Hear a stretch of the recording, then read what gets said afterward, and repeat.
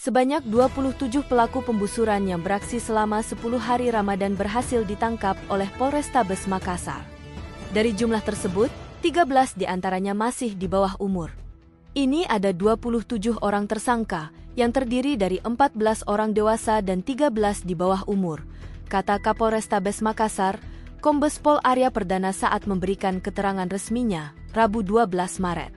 Dalam rentetan aksi kekerasan ini, 8 warga menjadi korban, termasuk seorang anggota kepolisian.